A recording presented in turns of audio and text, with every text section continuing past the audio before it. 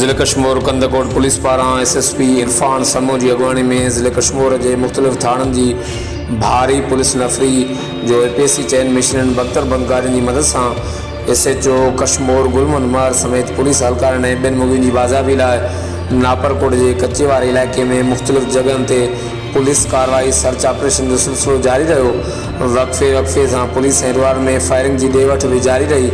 मिले ॼाण मूजिब पुलिस ॾुआरनि जा केतिरा ई ठिकाना ड्राए उनके बाहि ॾेई साड़े छॾियो।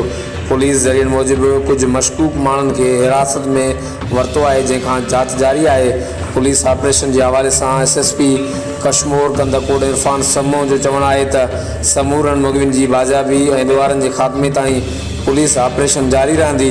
बे तरफ़ कश्मीर पुलिस जो गढ़ी तेगे में सरदार तेयो खान तेगानी के बंगले ते पुलिस जो सजो ॾींहुं कड़ो बरक़रार रहो।